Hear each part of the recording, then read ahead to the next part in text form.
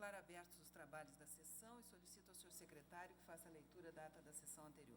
Ata da nona sessão extraordinária realizada em 27 de março de 2008, presidente, senhor ministro Gilmar Mendes, vice-presidente, autenticadamente a senhora ministra Ellen Grace, presidente, os senhores ministros Joaquim Barbosa e Mendes Direito, vice-procurador-geral da República, doutor Roberto Monteiro Gurgel Santos, apregoados seguinte processo, questão de ordem de ação penal, extradições, habeas corpus, inquérito e reclamações. Sem qualquer reparo, fica a ata aprovada.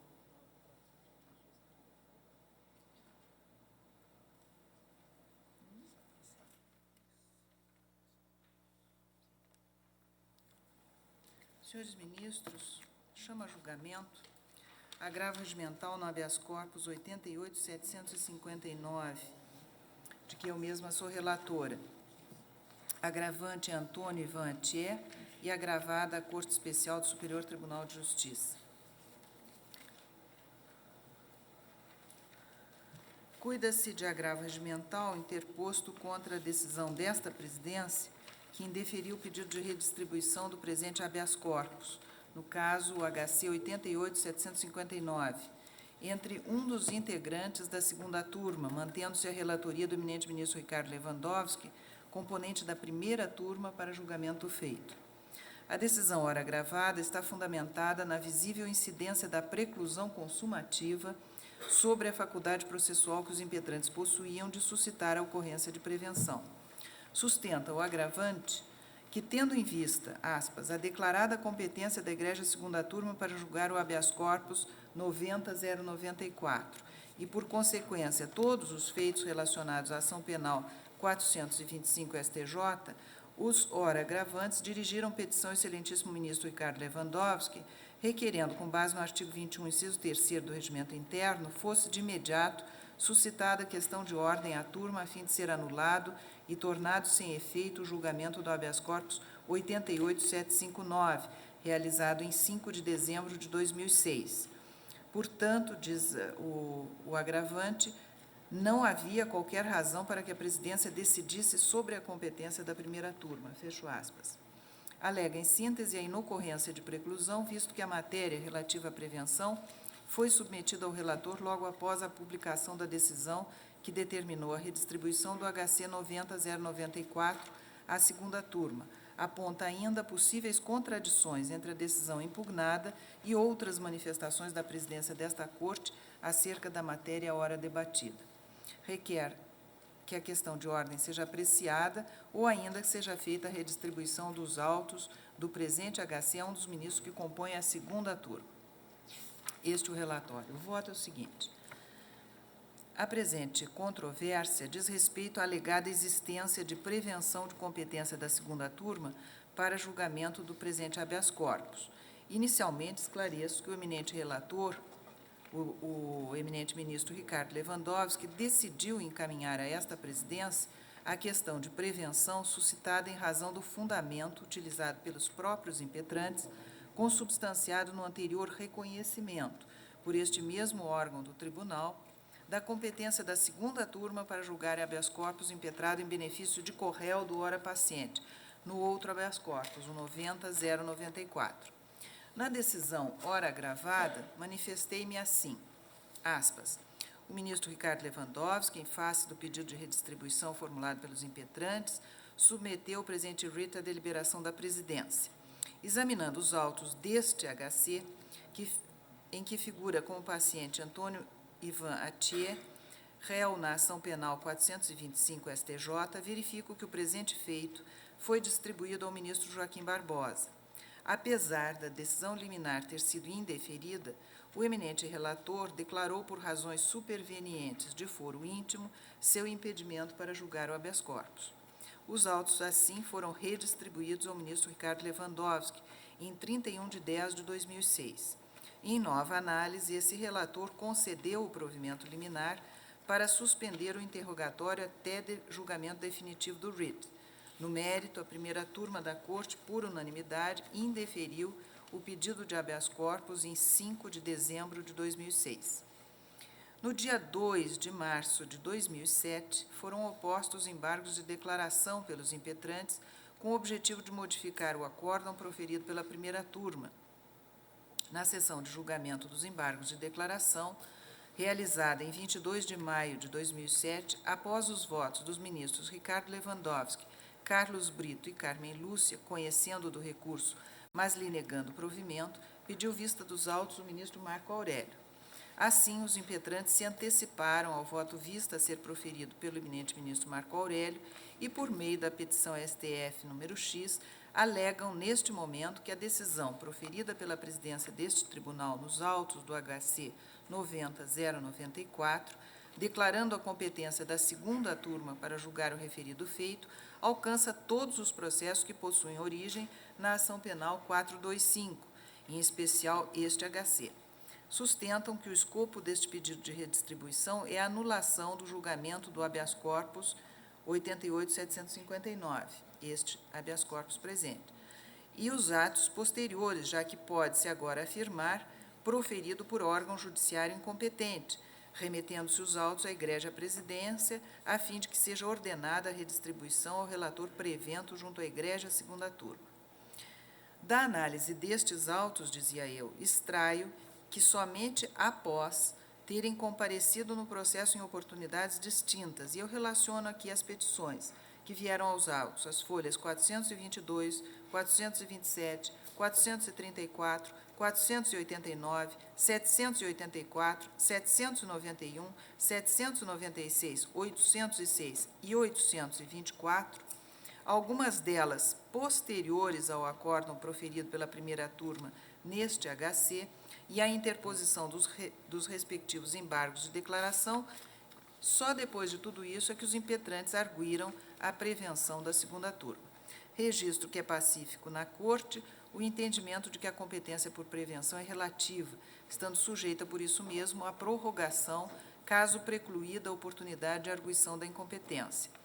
No julgamento do HC 69.287, relator eminente ministro Moreira Alves, asseverou Sua Excelência que a não observância da competência decorrente da prevenção gera nulidade meramente relativa, sanável, se não alegada no momento oportuno. Fecho aspas. Neste mesmo sentido, outras decisões desta Corte que relacionam. No caso, ora em análise, tem-se hipótese clara de preclusão consumativa, dado que os impetrantes se manifestaram reiteradas vezes nos autos antes de suscitar a prevenção de competência da segunda turma. Nesse aspecto, vale ressaltar o teor do artigo 10, parágrafo 2º do Regimento Interno, que estabelece como limite temporal para a arguição de prevenção o início do julgamento pela turma. Esclareço, ademais, que esta presidência, nos autos do HC 90.094, ao declarar a competência da segunda turma para julgamento do feito, constatou que a prevenção suscitada pelo impetrante ocorreu antes do início do julgamento do RIT pelo órgão colegiado, circunstância que, como visto, não se vislumbra nos presentes autos. Ante o exposto, sendo evidente a ocorrência da preclusão, entendo deva ser mantida a relatoria estabelecida, a razão por que indefiro o pedido de redistribuição. Devolvam-se os autos, etc. Até aqui, então, a decisão agravada. No tocante, digo eu agora, as razões veiculadas no presente agravo regimental, entendo que as mesmas não têm o condão de modificar o entendimento já afirmado. É pacífico na Corte o entendimento, no sentido de que a competência por prevenção é relativa, sujeita à prorrogação, caso precluída a oportunidade de sua arguição. O ministro Sepúlveda Pertence o disse de maneira magistral no mandado de segurança 23.466, e eu refiro esta decisão. No presente caso, da mesma forma, somente após ter comparecido ao processo num significativo número de oportunidades, inclusive para opor embargos de declaração, os impetrantes decidiram arguir a prevenção da segunda turma. Mostra-se, portanto, inafastável a conclusão de ocorrência da preclusão e consequente prorrogação da competência do ministro Ricardo Lewandowski. No mesmo sentido, decidiu a presidência no RE 325.571. Quanto à alegada contradição entre a decisão agravada e precedentes apontados na peça recursal, observo que os mesmos não abordam situações idênticas, por isso não se justifica a reforma da decisão ora impugnada. Com efeito, quanto ao caso especificamente invocado, o HC 90094, no qual eu reconheci a prevenção da segunda turma, a sua nota distintiva diz respeito justamente à inocorrência de preclusão da oportunidade de assinalar-se a prevenção, o que foi contrariamente reconhecido na decisão ora atacada. Salientes que neste feito, indicado pelo agravante, sequer houve até o presente momento início do julgamento do writ pela Egrégia segunda turma. Neste aspecto, cumpre ponderar que o registro do Instituto da Preclusão se revela essencial para evitar tumulto processual decorrente de reiteradas e contraditórias alegações de prevenção por parte de eventuais interessados, muitas vezes lançados como mero subterfúgio. Rememore-se que a alegação de prevenção surge no presente feito, após proferidos na primeira turma 3 votos pelo desprovimento dos embargos declaratórios interpostos contra anterior acórdão que já havia indeferido por unanimidade o pedido de habeas corpus formulado. Prestado, portanto, de modo irreversível um volume de jurisdição que não pode ser desconsiderado. Lembre-se também que as turmas deste tribunal possuem idêntica competência. Não é por outro motivo que o citado artigo 10, parágrafo 2º do nosso regimento interno, em homenagem ao princípio da segurança jurídica, estabelece como momento último para a busca do reconhecimento de eventual prevenção de competência o instante inicial de julgamento do processo pelo órgão fracionário da Casa. Por todas essas razões, nego o provimento ao agravo regimental. Ministro Menezes Direito. Ministro Carlos Brito. Ministro César Peluso. Ministro Gilmar. Ministro Marco Aurélio. Presidente, o caso tem realmente singularidades que não podem ser desconsideradas pelo tribunal. E nós notamos que houve realmente a redistribuição do habeas 90.094, alusivo a incidente da mesma ação penal que motivou a impetração 88.759, envolvida agora na espécie. Se formos ao artigo 69 do regimento interno, nós vamos constatar que a prevenção diz respeito ao relator.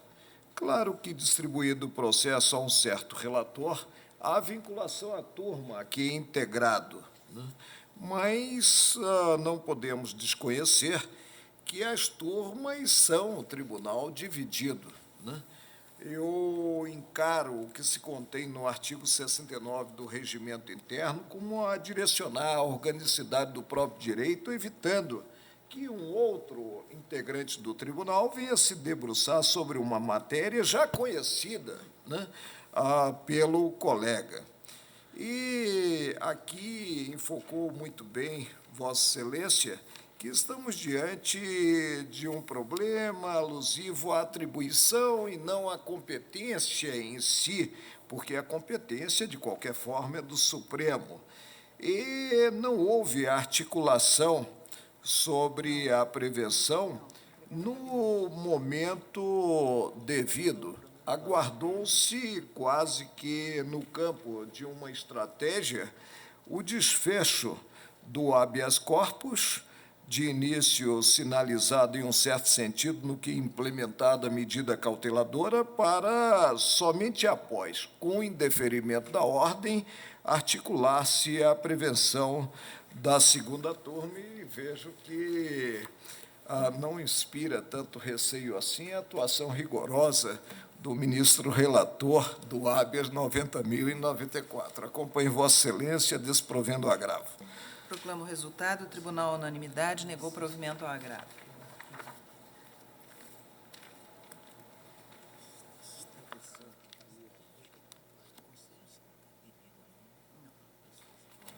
Ministro Menezes Direito, Vossa Excelência é relator do mandado de segurança 26.284, impetrante Antônio de Alencar Araripe Neto e impetrado o Conselho Nacional de Justiça. Aqui, senhor presidente, senhores ministros, é um mandado de segurança impetrado contra ato do Conselho Nacional de Justiça que enfrenta homologação de concurso para juiz de direito substituto.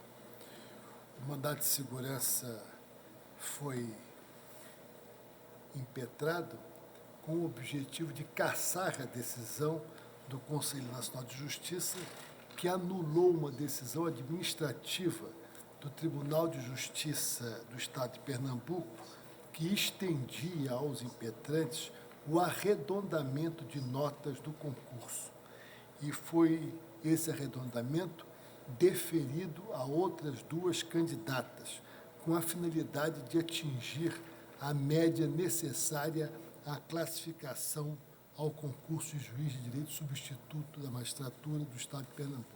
Este é o relatório. Fará uso da palavra pelos impetrantes o doutor André Luiz Santos Meira. Muito obrigado, Excelência. Excelentíssima senhora ministra-presidente do COLEN do Supremo Tribunal Federal, excelentíssimos senhores ministros, doutor procurador-geral da República, senhoras e senhores, como muito bem relatado pelo doutor ministro Menezes Direito, além daquilo que pode ser considerado o mérito propriamente dito da impetração, os impetrantes aduziram questões preliminares acerca da competência do CNJ para promover o controle de ato do Tribunal de Justiça de Pernambuco referente ao último concurso de ingresso na magistratura pernambucana, como também a inobservância pelo CNJ dos princípios constitucionais do devido processo legal, do contraditório e da ampla defesa num procedimento de controle em foco. Permito-me, no entanto, excelências, diante da desigualdade de tempo, bem como pela complexidade da narrativa fática, determino exclusivamente, nessa sustentação oral, ao ponto nodal desse mandato de segurança, referente ao direito líquido e certo dos órgãos impetrantes, a extensão do arredondamento perpetrado pela comissão revisora, garantido pelo Tribunal de Justiça de Pernambuco, com base no princípio da isonomia, indevidamente cassado pelo CNJ. Os impetrantes foram reprovados na fase subjetiva por uma ínfima fração de ponto, em alguns casos de apenas 0,125 centésimos. Na análise das notas, constatou-se também uma grande divergência das notas atribuídas pelos 4 examinadores originários nessa fase subjetiva, onde em uma mesma prova, em relação ao mesmo candidato, foram atribuídas notas que variavam em até 400%. Apenas a título ilustrativo, um determinado examinador atribuiu a nota 8 e outro, nessa mesma prova, o mesmo candidato, atribuiu a nota 2, numa escala de 0 a 10.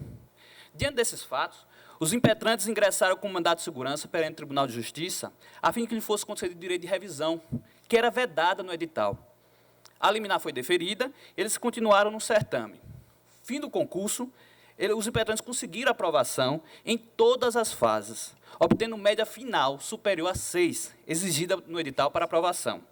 Tanto que seus nomes constavam na lista final de classificação, na condição de subjúdice, e o que acarretou sua preterição na nomeação. Eles jamais foram nomeados. Posteriormente, fim do concurso, o Tribunal de Justiça reconheceu a ilegalidade do item do edital que vedava o direito à revisão das provas subjetivas, concedendo a segurança. Como o concurso já havia se encerrado, o Tribunal de Justiça, em cumprimento da decisão judicial que concedeu a segurança perseguida, instituiu uma comissão revisora, formada por 4 membros. Reunidos, os membros da referida comissão estabeleceram uma metodologia, as que seria empregada na revisão dessas provas.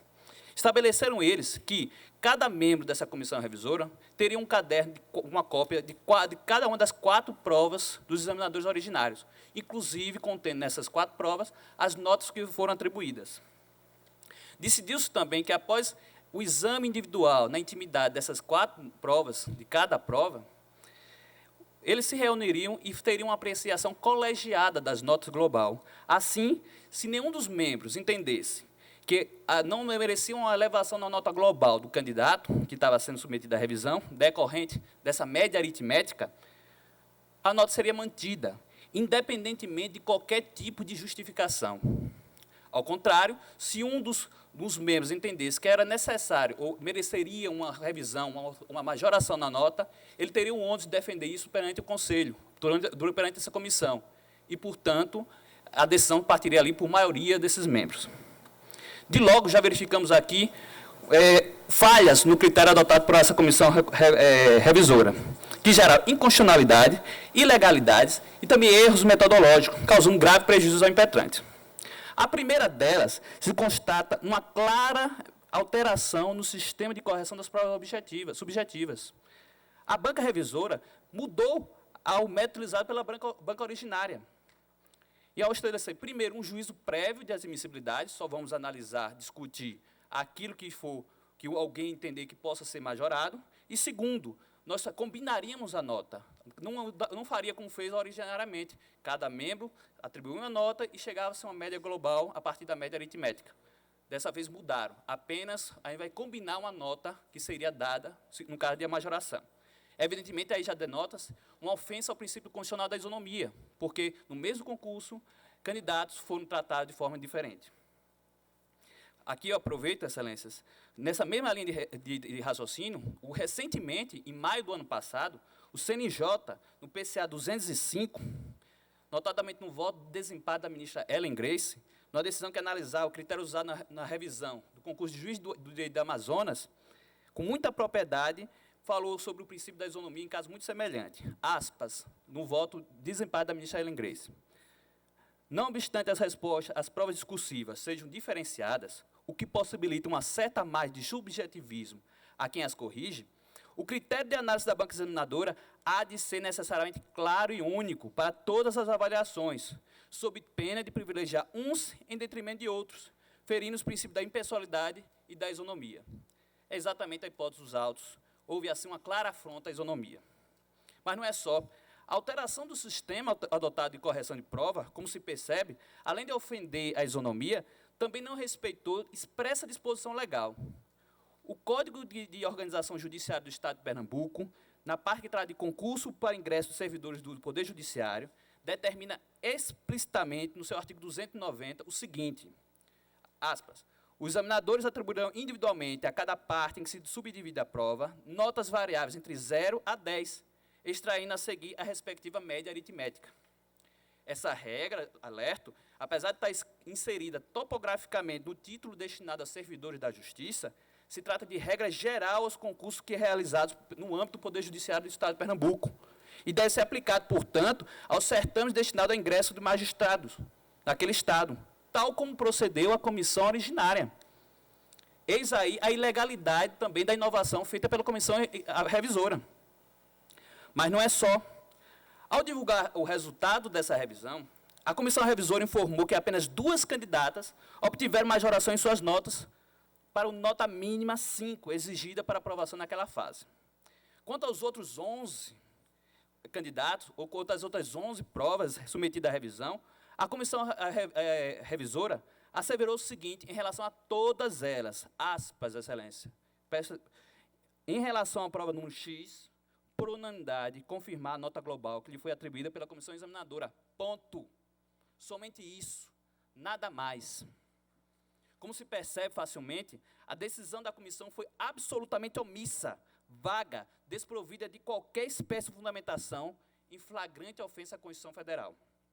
Ora, excelências, já ensinava Dalmo de Abreu Dallari ser incompatível com a ideia de concurso público a utilização de critérios subjetivos, secretos, meramente opinativos, de foro íntimo, que de qualquer forma possam afetar a publicidade do certame e a rigorosa igualdade de tratamento entre os candidatos. Pois bem, para se chegar à real natureza dessa majoração que foi feita pela comissão revisora nessas 2 candidatas, é preciso analisar as razões que levaram a comissão a perpetrar dessa maneira. Quanto à primeira prova, a de número 6, posteriormente identificada com a candidata Juliana Lins Mato, a comissão decidiu alterar a nota global de 4.875 para, aspas, a nota mínima 5. Sustentaram, para tanto, os membros da comissão os seguintes argumentos.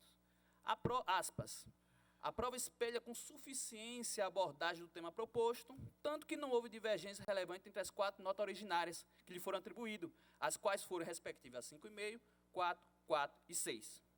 Ou seja, utilizando conceitos vagos e indeterminados, a comissão revisora majorou a citada nota de 4.875 para nota mínima, eu destaco inclusive o adjetivo mínima, 5. Evidencia-se, portanto, que o intuito dos examinadores em questão foi atribuir àquela candidata a nota mínima necessária para aprovação, sem qualquer fundamento plausível. Houve, na realidade, um arredondamento puro e simples da aluída nota. Quando se analisa a segunda nota, prova majorada, que foi posteriormente identificada como da candidata Ivanosca Maria Esperia da Silva, fica mais evidenciada ainda a ilegalidade e a inconstitucionalidade do agir da comissão revisora, que sequer observou a metodologia empregada por ela mesma. Nessa segunda nota, entendeu a comissão revisora pela majoração da nota global de 4,5 para 5. Repito e destaco que os impetrantes, todos eles tiveram nota superior a 4,5.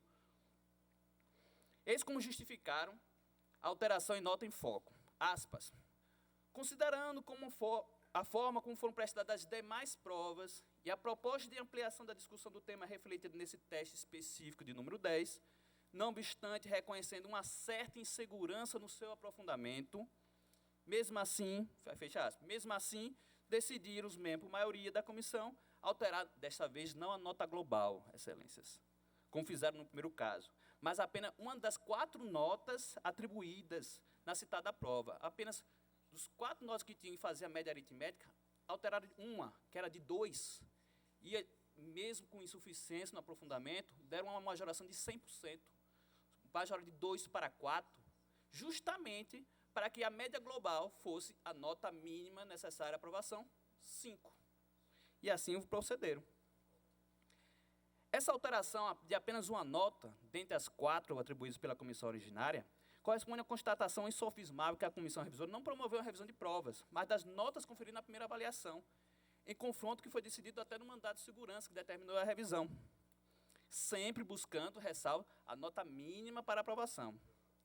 Ademais, verifico que o citado parâmetro comparativo às outras provas, além de vago, impreciso e com altíssimo grau de subjetivismo, não se coaduna com o espírito da decisão do judicial que a referida comissão deveria dar cumprimento.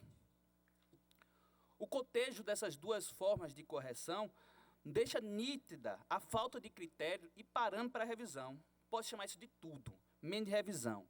Trata-se, em verdade, de um arredondamento de algumas notas, como ficou bem caracterizado, especialmente quando a comissão revisora sempre perseguia, aspas, a nota mínima de 5, que não reprovasse os candidatos.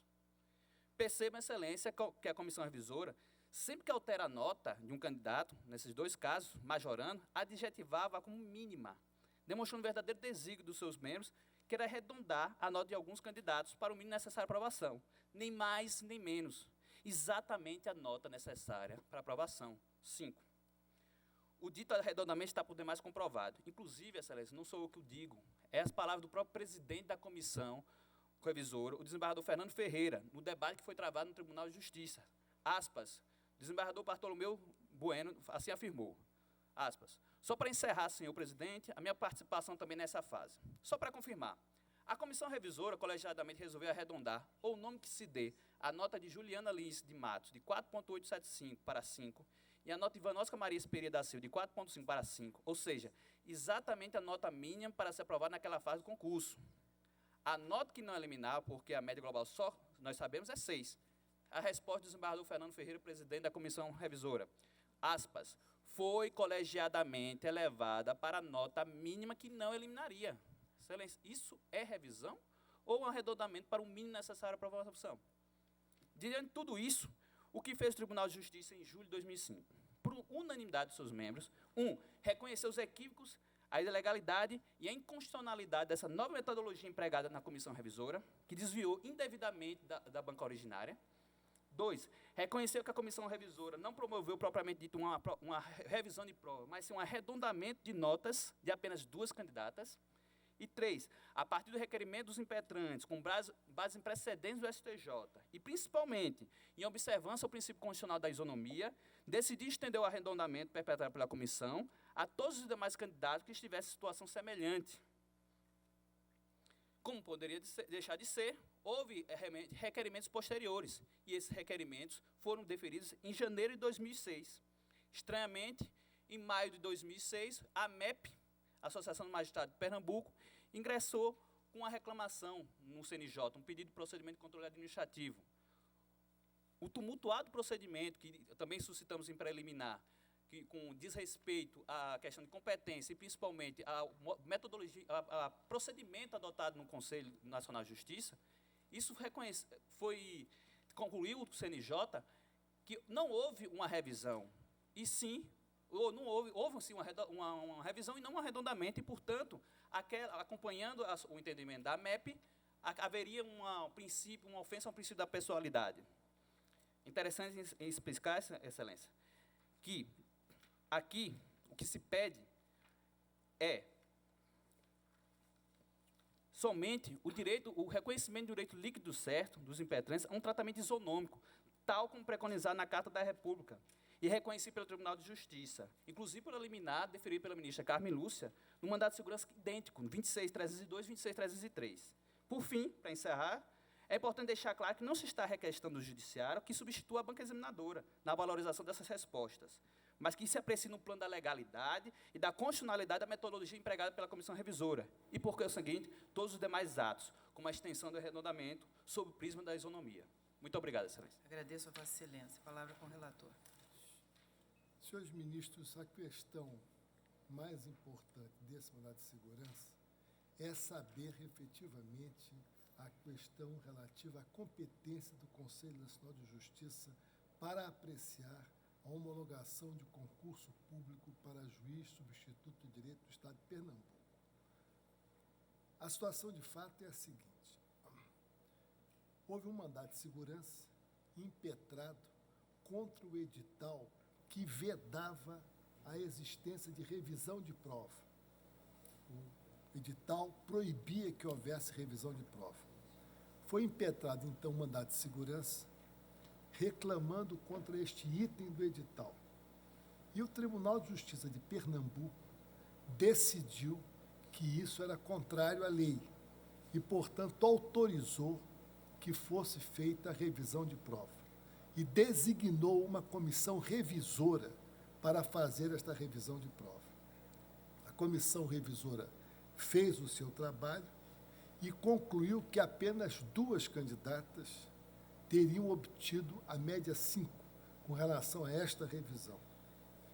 E, em seguida, diante da reclamação que foi apresentada, o tribunal estendeu o dito arredondamento de notas para os demais candidatos. Então, a questão de fato é esta. Contra este arredondamento, como disse o eminente advogado, a Associação dos Magistrados entrou no Conselho Nacional de Justiça reclamando, dizendo que isso não seria possível, ou seja, que não é possível deferir o arredondamento de notas em concurso público. Eles alegam 3 preliminares.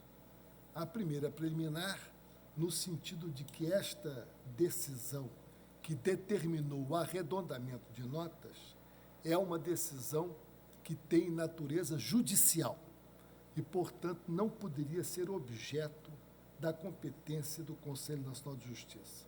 Segundo, que a reclamação teria de ser feita junto à Câmara Conjunta e, portanto, não poderia ser apresentada ao Conselho Nacional de Justiça. E terceiro, a velha e revelha questão da ampla defesa e do contraditório. Essas 2 outras preliminares, a meu sentir, não merecem sequer apreciadas porque elas são em si mesmas baldias de qualquer fundamento. Merece, sim, apreciada a questão relativa à competência do Conselho Nacional de Justiça. Eu não tenho a menor dúvida de que, se os juízes já estivessem em exercício, o Conselho Nacional de Justiça não teria competência para anular concurso público, considerando que os juízes já estavam exercendo função judicante. E, portanto, somente uma decisão de natureza jurisdicional poderia impedir a continuação do exercício da função judicante. Mas aqui disso não se trata. Trata-se de juízes que não obtiveram o arredondamento, de candidatos a juízes que não obtiveram o arredondamento por força dessa decisão do Conselho Nacional de Justiça. Eu tenho, confesso a Vossas Excelências, muita resistência a dar competência ao Conselho Nacional de Justiça para apreciar questões relativas a concursos públicos realizados pelos tribunais em matéria de juízes.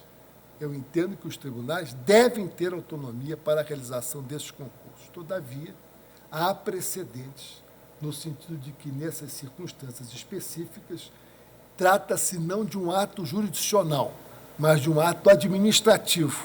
E, portanto, o Conselho Nacional de Justiça seria competente para apreciar esta matéria. Há precedentes nesse sentido.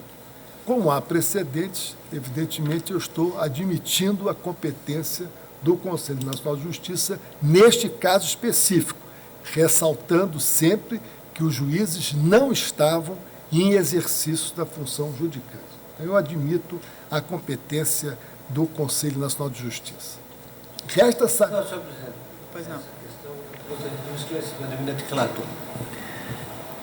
Quando se trata de uma petição inicial para demonstrar direito líquido de 60 páginas, é um pouco difícil e complicado, mas enfim. Por que eu pude aprender aqui numa leitura superficial da petição inicial, o que os impetrantes alegam a título de fundamento da arguição de incompetência do Conselho é que o ato impugnado pelo Conselho seria cumprimento de uma decisão em mandado de segurança. Segunda parte. Eu estou primeiro na primeira parte quanto à competência em tese do Conselho para apreciar a questão relativa a concurso. Vou entrar agora na segunda parte. Que essa é a questão básica da competência do Conselho. Então, superada essa questão, a meu ver, preliminar, no que concerne a competência do Conselho Nacional de Justiça para examinar concursos públicos relativos à admissão de juízes de direito, substitutos no caso, passamos à segunda parte, que é a alegação constante da petição inicial. Dizem os impetrantes, como disse o ministro Peluso, é uma petição de 60 laudas, o que dificulta a identificação do direito líquido e certo, primo ictu oculi.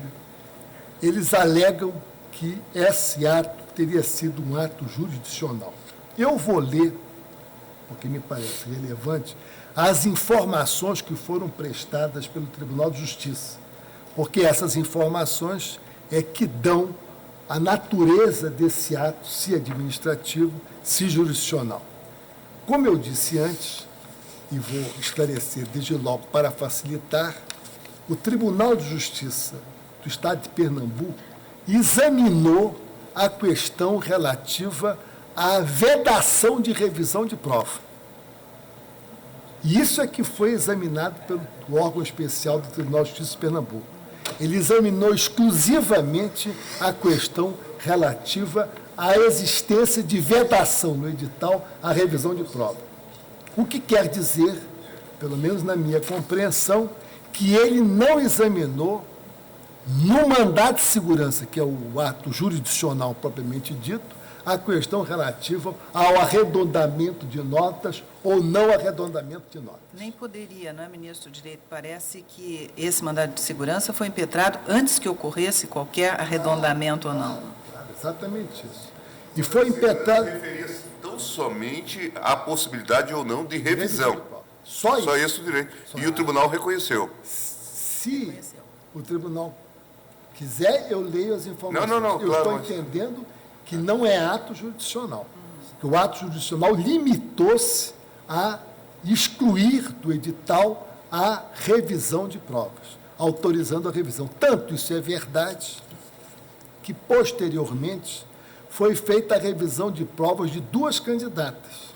E essas 2 candidatas alcançaram a nota mínima. E aí, como disse o eminente advogado da tribuna, por uma questão de isonomia, o tribunal determinou o arredondamento das demais notas. Agora, esse ato que determina o arredondamento das demais notas não está inserido no ato jurisdicional que reconheceu a vedação ao direito de revisão de provas. Por isso, eu estou entendendo que não se trata de um ato jurisdicional, mas sim de um ato tipicamente administrativo. Mas, se a Corte desejar, eu leio as informações que me parecem clarificam bem essa posição.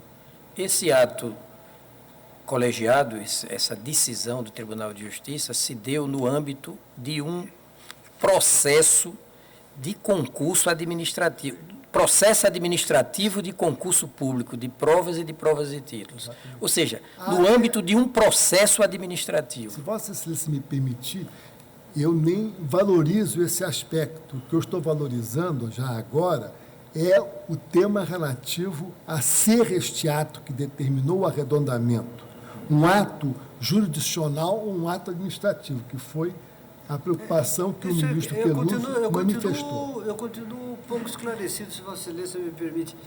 Porque o que precisa ficar bem claro, o que foi que se decidiu no mandado de segurança e o que foi que o Tribunal de Justiça decidiu como ato impugnado no procedimento administrativo. Porque se, de algum modo, o ato do Tribunal de Justiça no procedimento administrativo estava cumprindo, de algum modo, a decisão do mandado de segurança, Perfeito. o ato é jurisdicional, é ato de execução do mandado de segurança. E aí não poderia ser controlado pelo Conselho. Eu estou dizendo a Vossa Excelência que o meu entendimento é diverso. Eu estou entendendo que houve, no caso, um ato posterior de determinação de arredondamento por um critério de isonomia. Por isso é que eu vou ler as informações Eu gostaria que, do antes Tribunal de disso, se Justiça. Vossa Excelência pudesse ler qual foi a ordem concedida no mandado de segurança. A ordem concedida no mandado de segurança, como eu disse e repito, foi pura e simplesmente de tirar do edital a vedação à revisão de provas. Ele tirou a portanto, de revisão permitir provas a revisão. E permitir a revisão. Determinou uma comissão revisora, essa comissão revisora se reuniu e constatou o arredondamento de revisão de duas candidatas, que alcançaram a nota 5. E aí, o tribunal, neste momento, em que examinou esse ato da comissão revisora, decidiu determinar o arredondamento. Então, se vocês me permitem, e vocês vão me esclarecendo, na medida em que eu esteja errado, o mandado de segurança foi concedido para permitir a revisão. O tribunal, para cumprir a decisão, nomeou uma comissão e apreciou a decisão da comissão.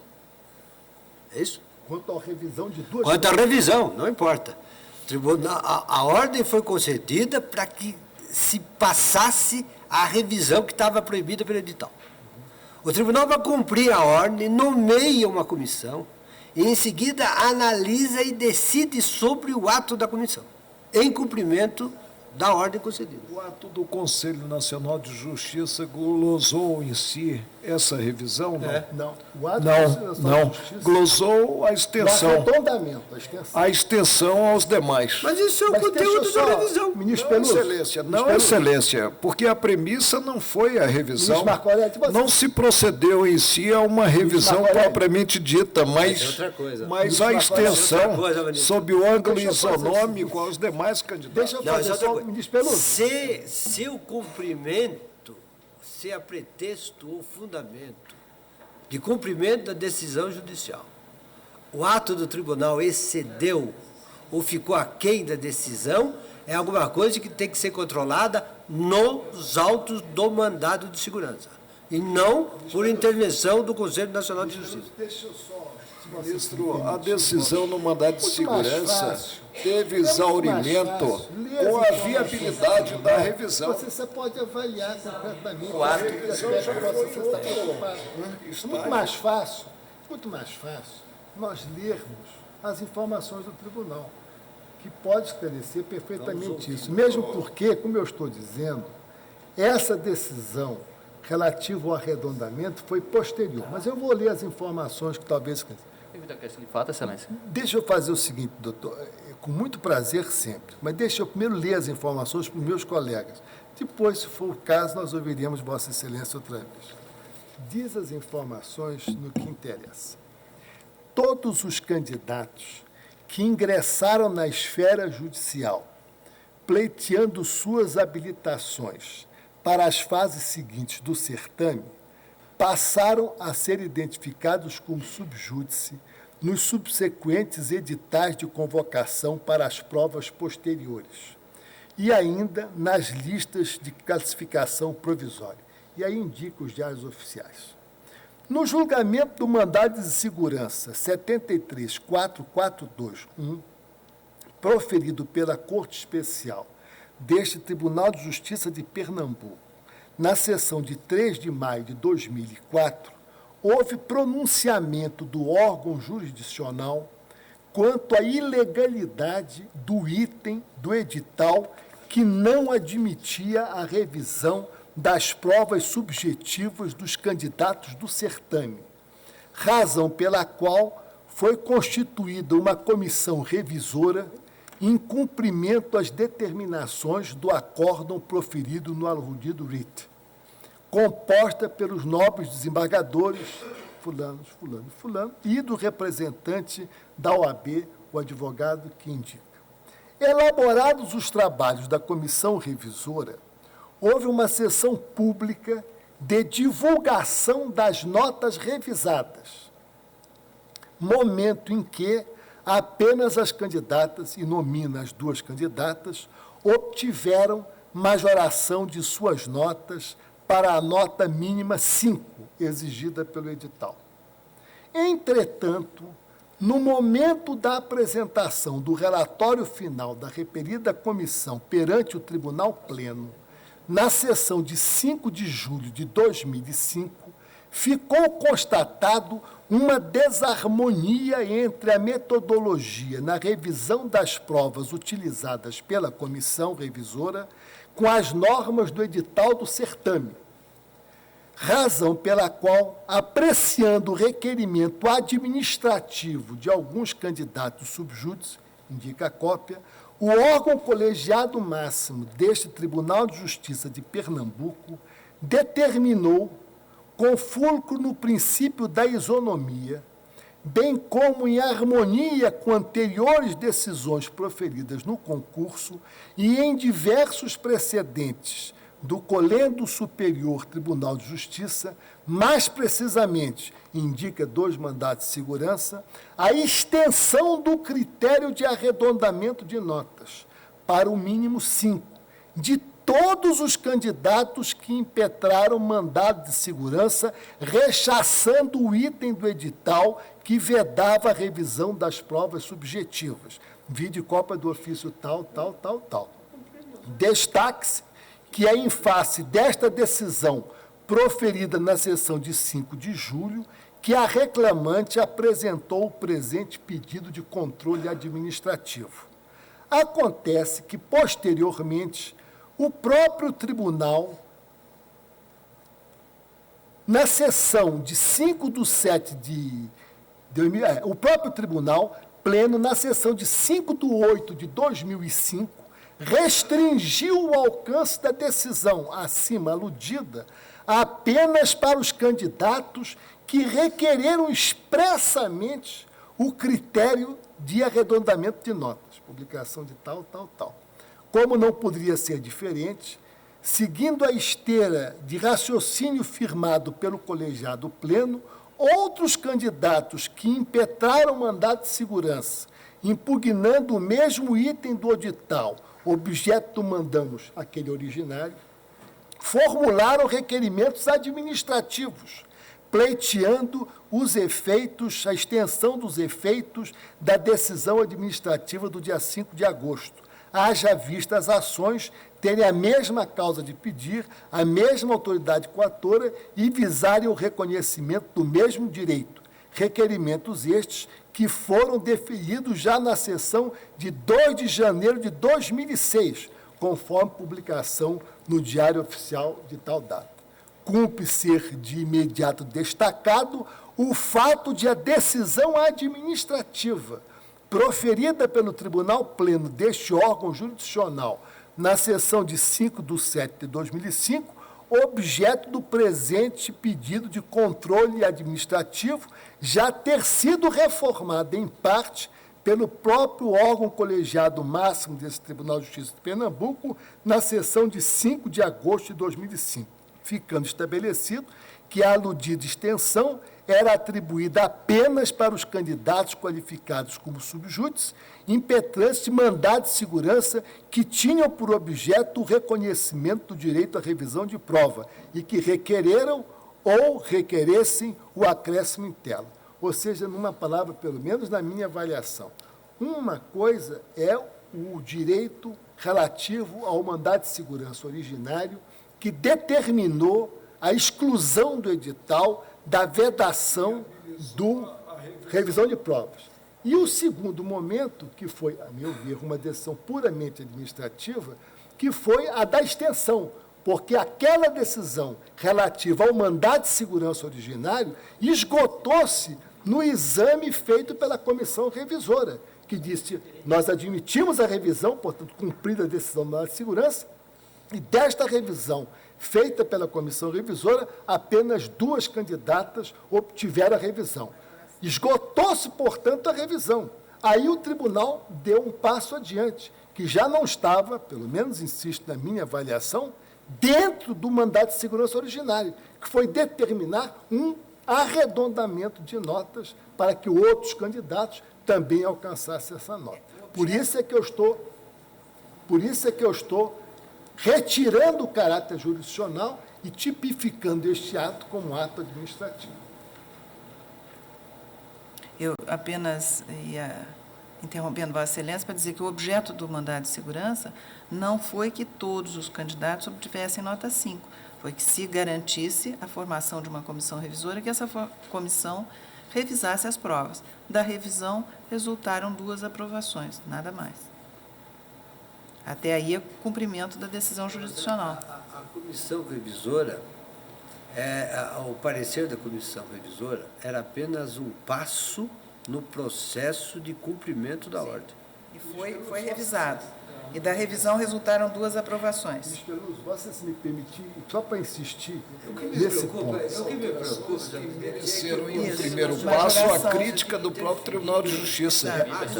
Ministro Peluso, Acabou quer ante dizer a essa Vossa crítica, Excelência, mesmo assim, desde logo, estendendo aos demais. faço questão de repetir isso. Quer dizer a Vossa Excelência, desde logo, faço questão de repetir isso. Eu comecei, embora não tivesse sido alegado na petição de mandado de segurança, com a minha dúvida com relação a este ponto. Se fossem candidatos que tivessem sido aprovados no concurso e tivessem ingressado na magistratura, eu não teria a menor dúvida de que Mesmo o não Conselho sendo tem vitalícios. porque são vitalícios. Porque, não, vitalícios após. Mesmo em estágio Há probatório. quem diga 2, mas eu, inclusive, vislumbro como 3 anos. Né? De Pelo qualquer maneira, tratamento disso aqui não se isonômico, trata. igualitário em relação Disso aos aqui não se servidores trata. em geral. O que houve foi o faço seguinte: a o distinção. mandado de segurança foi para retirar a vedação. E foi dado o cumprimento desse mandado de segurança. Agora, se Vossa Excelência me permitir, eu teria muito prazer em ouvir o eminente advogado. Mas muito obrigado pela parte. Eu gostaria apenas de duas questões fáticas. Como o senhor bem notou, foram 2 momentos que houve uma extensão desse arredondamento para terceiros. O primeiro aspecto que eu quero colocar é que todos os impetrantes aqui foram beneficiados nessa primeira decisão de 5 de julho de 2005. Esse é o primeiro aspecto. O segundo aspecto que eu gostaria de ressaltar é que, como bem o senhor colocou na leitura das informações, Vossa Excelência... Está na Suprema Corte. Desculpa, Excelência. Vossa Excelência anotou, foi justamente o aspecto que o Tribunal de Justiça, um dos argumentos utilizados dos Tribunal de Justiça foi justamente que não teria sido cumprida a ordem emanada do mandado de segurança. Isso foi posto com toda a claridade e a ministra presidente ainda reforçou o argumento. A decisão que foi tomada, o próprio Tribunal de Justiça, nas informações, reconhece expressamente, diz, tomada a decisão administrativa, feito o requerimento administrativo, tomada a decisão administrativa, o próprio tribunal afirma isso. Então, a meu sentir, houve um momento em que foi cumprida a decisão jurisdicional. Não, por o que foi? Por ato administrativo. Qual foi o ato administrativo? Foi a comissão revisora que fez a revisão de pessoas que requereram a revisão. Ela fez a revisão e aprovou. Neste momento, houve uma decisão que não é mais jurisdicional. Sim. A decisão do Conselho atingiu essas pessoas? Essas 2 pessoas? Que foram beneficiadas pelo mandato de segurança? Não, foi ampliado para outros terceiros. Já foi anulado tudo? Todo mundo. Foi anulado tudo? Foi ampliado para outros. Houve um arredondamento para... Eu sei. E o que o Conselho fez? Anulou tudo? Não, Inclusive não, dos não, dois? não. Ou manteve dos Não, dois? manteve dos dois. Não, o Conselho só fez a intervenção em relação a este ato administrativo a extensão. Não prejudicou os 2 impetrantes do mandato de segurança? Não. A questão está só quanto a esse chamado arredondamento administrativo, que teve também 2 estações.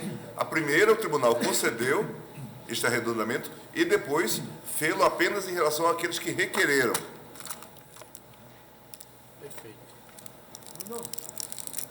Esse risco não teve. Quer dizer, houve O ato apenas judicial está íntegro, não foi objeto de... Bom, eu estou, então, em conclusão, ministra presidente, a não ser que o ministro Peluso gostaria que eu esclarecesse mais alguma coisa. Não, acho que é o suficiente. Eu estou em conclusão, senhor presidente, diante da superação desta dificuldade, que é a maior, com relação às outras, eu não as estou enxergando, e por essa razão é que eu estou denegando a segurança. Eminente relator, denega a segurança. Ministro Carlos Brito. Presidente, eu também estou entendendo que o mandado de segurança, impetrado por alguns candidatos, alguns partícipes desse processo administrativo concorrencial, o mandado de segurança exauriu o seu objeto com o reconhecimento do direito líquido e certo à revisão de prova, que o edital vedara. Esse mandado de segurança correspondeu para o processo administrativo do concurso a um acidente de percurso. Com a decisão do tribunal contra a cláusula editalícia que proibia a revisão, o procedimento administrativo retomou o seu curso. E já em sede administrativa, o tribunal recebeu um requerimento dos servidores de candidatos, coincidentemente, candidatos que impetraram o mandado de segurança, mas em sede administrativa, que fez o tribunal, decidiu que a comissão revisora, longe de processar a uma revisão no mérito das provas, procederam um simples arredondamento. Aí o tribunal disse, bem, já que foi um simples arredondamento, para homenagear o princípio constitucional da isonomia, eu vou estender esse arredondamento a esses candidatos que administrativamente o requereram. Quer dizer, um segundo requerimento, uma segunda postulação, não coincidente com a do mandado de segurança.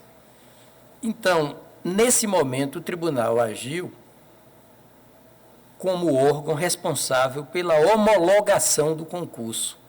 Quer dizer, já numa fase pinacular, na fase final do procedimento administrativo, não é, de que estamos a discutir de caráter eminentemente competitivo, concorrencial.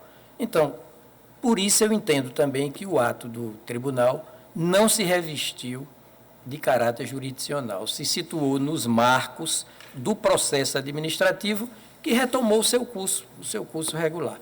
Por isso eu acompanho o eminente relator para também denegar a segurança. Ministro César Peluso. Presidente, eu ainda vou pedir mais um esclarecimento ao eminente relator, se ele me permite. Qual foi o fundamento do Conselho para anular o ato impugnado? Vou ler, se Vossa Excelência me permitir, para eu poder simplificar, eu vou ler a decisão do... Não, só uma, porque a decisão, só um fundamento básico. Porque não há fundamento legal para determinar arredondamento de notas em concurso público. Diz o Conselho Nacional de Justiça... Mas a Comissão Revisora não fez isso em cumprimento ao mandado de segurança? Não. A diferença é exatamente essa. Ministro Peluso. Ministro Peluso. Nota ou arredondou? O ministro Carlos Brito disse agora que entendeu o arredondamento. O ato da comissão não foi revisional. Ministro Peluso. E sim de arredondamento de nota. São duas coisas distintas, ministro Peluso, a meu ver. Uma coisa é com a decisão judicial que tirou a vedação. Determinou-se uma comissão revisora, essa comissão revisora reviu as provas e determinou notas diante dessa revisão. Depois, o próprio tribunal resolveu estender o arredondamento de nota para outros candidatos. Então, houve arredondamento pela comissão revisora? Não foi. Então, estendeu o quê? Se estão dizendo que estendeu, se estendeu é porque havia alguma coisa antes. A extensão do pleno não foi com relação àquelas candidatas que estavam objeto da comissão revisora. Não tem isso. A comissão revisora cumpriu o seu papel e disse, essas candidatas têm direito a essa revisão. E deu a revisão de prova. Aí, por uma questão de isonomia, como disse o eminente advogado da tribuna, o tribunal disse, bom, neste caso, vamos arredondar estas notas todas, de todos os outros candidatos. Diz o Conselho Nacional de Justiça, Na execução da decisão mandamental, o Olha isso. pleno do... Na execução. Mas deixa eu completar.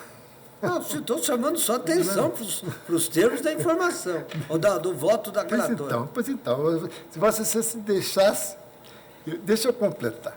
Na execução da decisão mandamental, o Pleno do Tribunal de Justiça de Pernambuco indicou a composição de uma comissão revisora, que, definindo sua metodologia de trabalho, decidiu por revisar individualmente cada uma das 13 provas, em confronto com outras tantas que não foram objeto de questionamento, e, ao final, decidir colegiadamente pela alteração da nota de apenas 2 candidatos não identificados, mantendo as notas dos demais candidatos como postas pela comissão do concurso.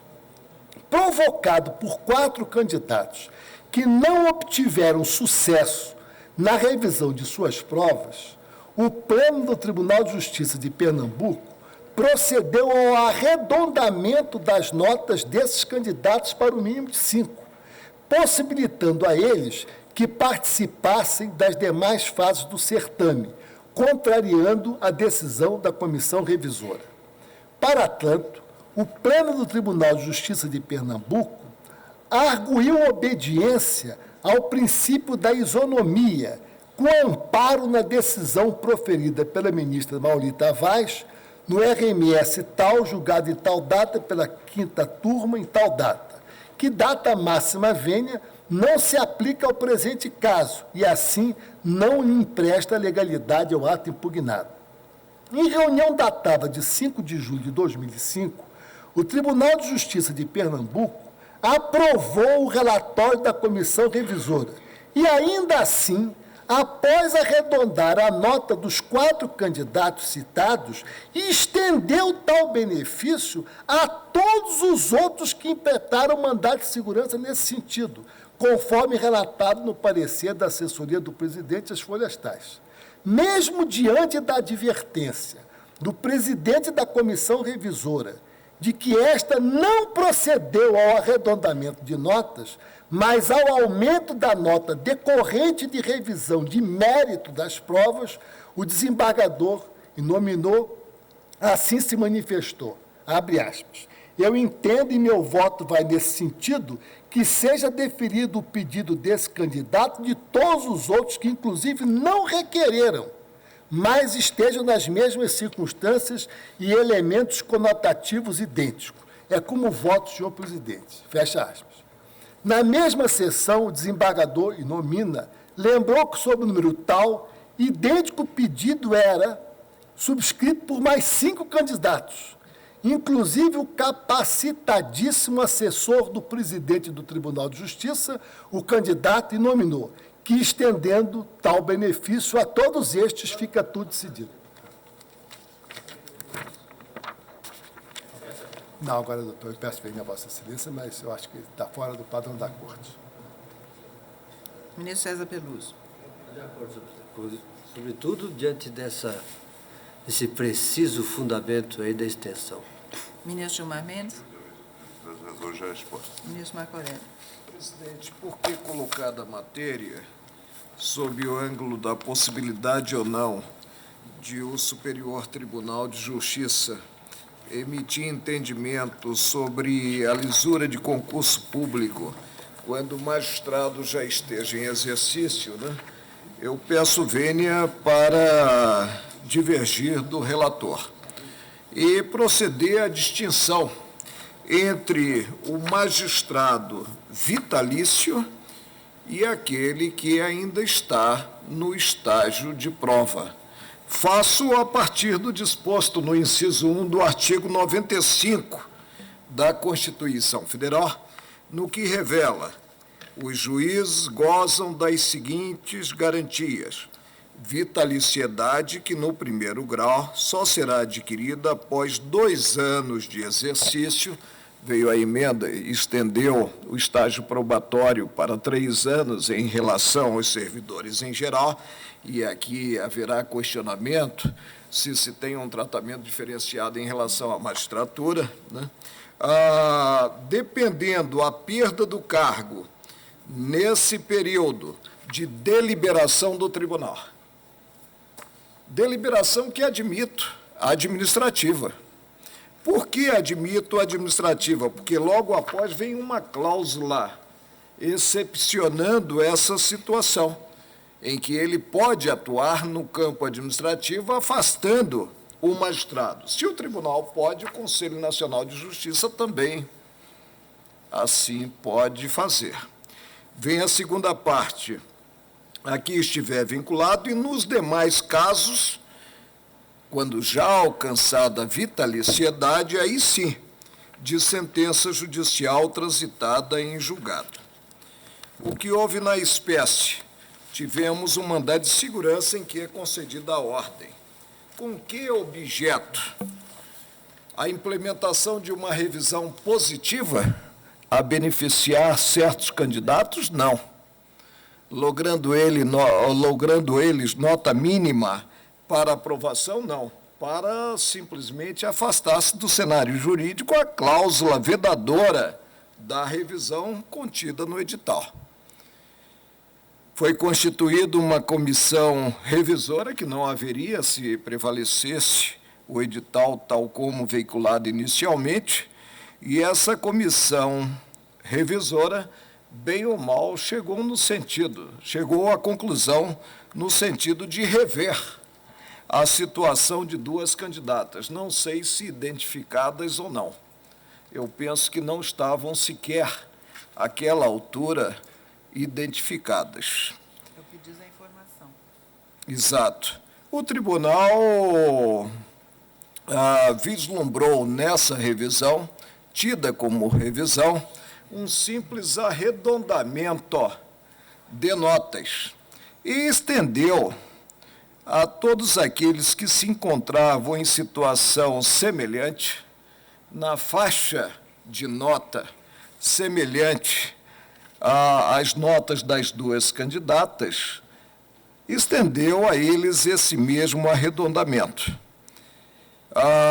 como se um erro justificasse outro. E aí, lá pelas tantas, ainda no campo administrativo, restringiu a extensão para apenas beneficiar os que tinham anteriormente reclamado da situação.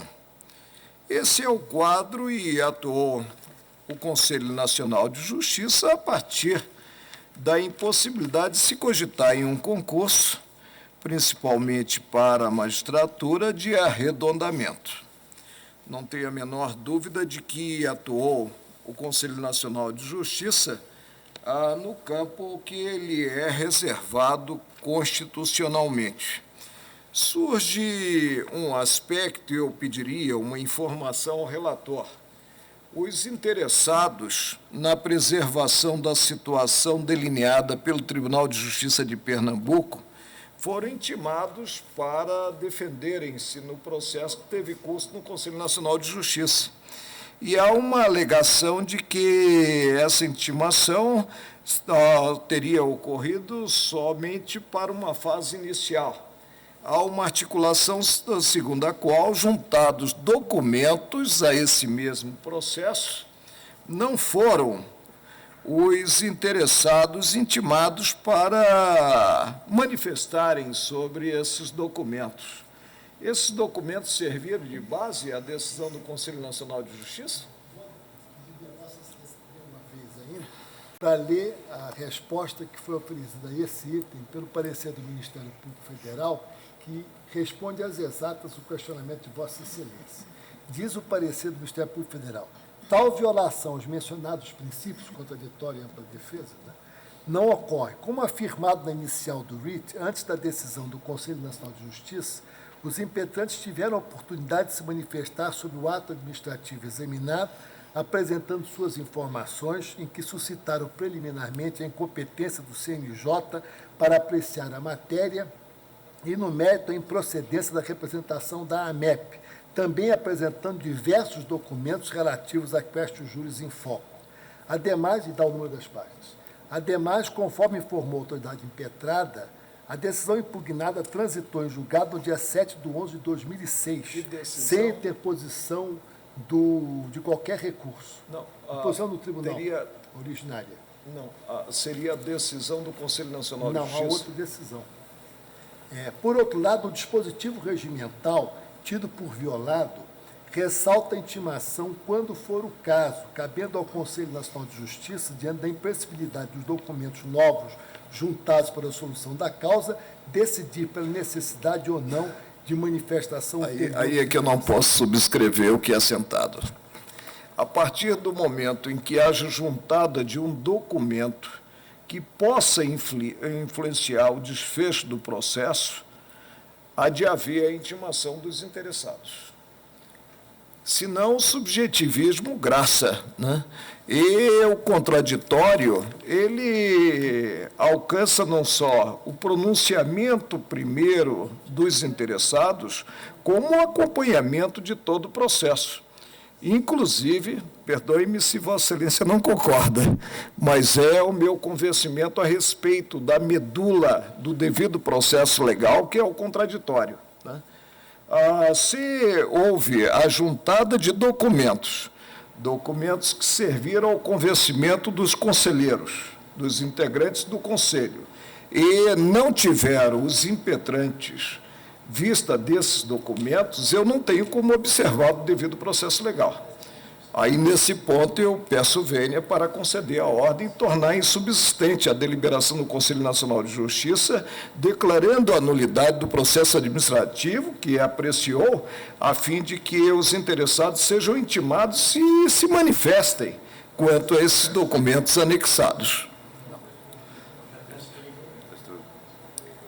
Bem, eu proclamo o resultado. O tribunal, por maioria, vencido o ministro Marco Aurélio, denegou a segurança nos termos do voto do relator. O ministro Marco Aurélio a concedi. Senhores ministros, eu vou chamar alguns agravos regimentais de minha relatoria, iniciando pelos que estão na lista que Vossas Excelências receberam sob o número 1. Agravos regimentais no agravo de instrumento. O primeiro deles tem o número 635.887, do Rio de Janeiro, e o último é o 687.825, de São Paulo. Em todos estes casos, esteve ausente do instrumento peça obrigatória ou essencial à verificação da tempestividade do RE. Por isso, eu estou negando o provimento a todos esses agravos regimentais. Há divergência? O tribunal, por unanimidade, negou o provimento aos agravos regimentais. A lista número 2, senhores ministros, traz também agravos regimentais em agravos de instrumento. Ela começa com o número 680.919, de São Paulo, e termina no 706.797, de São Paulo. Aqui, o que ocorreu foi que o recurso extraordinário ou agravo de instrumento foi apresentado intempestivamente ou em desacordo com a Lei 9.800, de 99. Por isso, estou negando o provimento. Estou negando o provimento a estes recursos. Há divergência? O tribunal, por unanimidade, negou o provimento aos agravos. A lista número 3 traz agravos regimentais em agravo de instrumento também. O primeiro deles é o número 624.330, do Rio Grande do Sul, e o último, 656.849, de Minas Gerais. Nestes casos, as razões de recurso não atacavam o fundamento da decisão agravada, e por isso também a eles estou negando o provimento. Há divergência? O tribunal, por unanimidade, negou o provimento aos agravos. A lista número 4 cuida de agravos regimentais em agravos de instrumento. O primeiro deles, 634.171, de São Paulo, e o último é o 695.886, de Goiás. Nestes casos, está ausente procuração outorgada ao subscritor do agravo regimental em agravo de instrumento, o que torna o recurso inexistente. Por isso, desses todos os recursos, não estou conhecendo. Há divergência? O tribunal, por unanimidade, não conheceu dos recursos. A lista número 5, agravos regimentais em agravos de instrumento, a iniciar pelo número 629.419 do Rio de Janeiro, terminando no 706.065 também do Rio de Janeiro. Nestes casos, o recurso de agravo regimental foi apresentado intempestivamente ou em desacordo com a Lei 9.800/99. Por isso, eu não estou conhecendo destes agravos. Há divergência? O tribunal... Aqui, no caso, nós temos dois temas, né? Intempestividade, e essa lei não seria da repercussão, 9.800, não. Não é uma outra geral. lei, que cogita de peças, né? Isso. Acompanhe As Vossa peças Excelência. necessárias. O tribunal, unanimidade, não conheceu dos agravos. Lista número 6, embargos de declaração no agravo de instrumento. Começa com os embargos de declaração no agravo de instrumento 669.463 e termina com o 704.869 do Rio de Janeiro. Em todos esses casos, são embargos de declaração, assim apresentados pelas recorrentes, que eu estou recebendo como agravos regimentais. No caso, os recursos extraordinários ou o agravo de instrumento foram apresentados intempestivamente. Portanto, eu converto em agravo regimental e a esse agravo nego provimento. Há divergência? Presidente, Marco Aurélio. a minha no primeiro tema, quanto à preliminar de conversão. Continuo convencido de que todo e qualquer pronunciamento judicial que tenha carga decisória desafia em si embargos declaratórios, pouco importando que seja formalizado o ato no campo monocrático ou no campo colegiado. Agora, Vossa Excelência converte os Sim. declaratórios E nega o provimento que seriam intempestivos em regimentais. Como o prazo é o mesmo, né, para interposição de 5 dias declaratórios e regimental, não seria o caso de não conhecer, então, dos regimentais? Lista 6. Eu prefiro negar provimento, ministro Marco Aurélio. Nesse sentido, tenho votado reiteradamente. Vencido quanto à conversão, eu tomo a peça como extemporânea, como tomaria se o tribunal enfrentasse o remédio formalizado como declaratórios, já que o prazo é o mesmo. Ou seja, a conversão pelo tribunal dos embargos declaratórios em recurso em agravo regimental, essa conversão não implica o afastamento da intempestividade do recurso protocolado. Eu peço vênia para não conhecer dos agravos. Eu proclamo o resultado. O tribunal, por maioria, converteu os embargos de declaração em agravo de instrumento, vencido o ministro Marco Aurélio. E também, por maioria, negou o provimento aos agravos regimentais, vencido o ministro Marco Aurélio, que deles não conhecia. E eu acompanho conhecidos agravos, ultrapassada essa matéria, que também é preliminar. Exato. Eu aí acompanho Vossa Excelência desse provejo. Aí nega provimento. Lista número 7. Ela começa com os embargos de declaração no agravo de instrumento 625.524 de Santa Catarina e se conclui no 697.509 de São Paulo. Aqui também estou recebendo como agravos regimentais esses embargos de declaração e neles todos o defeito é a ausência de procuração outorgada ao subscritor do agravo regimental em agravo de instrumento, o que torna esse recurso inexistente. Por isso, eu não conheço destes recursos. Ministro Marco Aurélio, fica vencido na conversão e no passo seguinte acompanho Vossa Excelência, tendo em conta a irregularidade na representação processual. É isso? Proclamo o resultado. O tribunal, por maioria, converteu os embargos de declaração em agravos de instrumento, vencido o ministro Marco Aurélio, e, por unanimidade, não conheceu dos agravos regimentais. Lista número 8 diz respeito a embargos de declaração em agravos regimentais, em agravos de instrumento, iniciada com 624.287 do Rio Grande do Sul e terminada no 697.378 de São Paulo. Nestes casos, o recurso de agravo regimental em agravo de instrumento foi apresentado intempestivamente ou em desacordo com a Lei 9.800/99. Eu faço a conversão, recebo como agravos regimentais e deles não conheço. Ministro Marco Aurélio, vou consignar a posição de Vossa Excelência. O Tribunal, por maioria, converteu os embargos de declaração em agravos de instrumento e, por unanimidade, deles não conheceu, em agravos regimentais. Sim, sim. Lista número 9 tem início com os embargos de declaração no agravo regimental, no agravo de instrumentos 620.784 do Rio de Janeiro e se conclui com o 666.642 do Espírito Santo. Nestes casos, o recurso de embargos de declaração foi apresentado ao tribunal antes da publicação do acórdão embargado, sem a sua posterior ratificação, depois de escoado o prazo legal. Portanto, eu não estou conhecendo destes embargos. Há divergência? Presidente, o brasileiro geralmente deixa tudo para o último dia, mas há aqueles que se antecipam.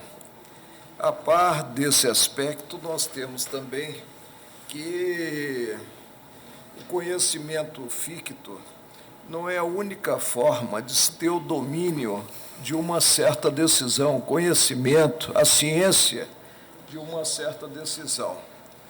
Se nós observamos nos autos ou no processo que a peça recursal está após a decisão atacada e se há um elo de causalidade, um nexo entre o que decidido e as razões expendidas, nós devemos concluir pela oportuna interposição do recurso.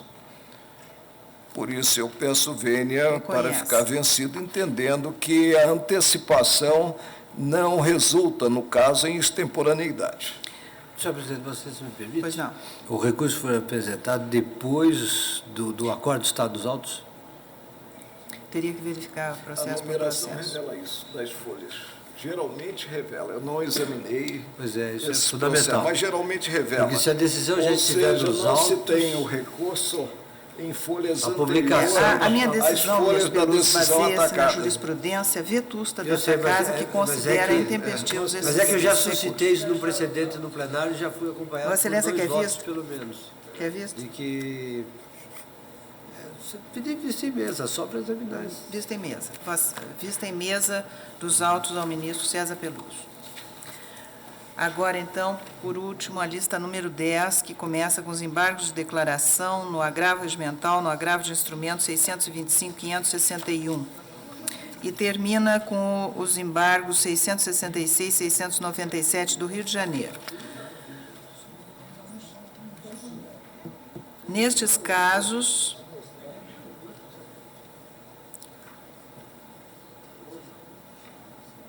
a ausente procuração outorgada ao subscritor do recurso torna este recurso inexistente. Eu estou negando provimento aos embargos. Agora, nos embargos, nós já temos regular representação processual. Já.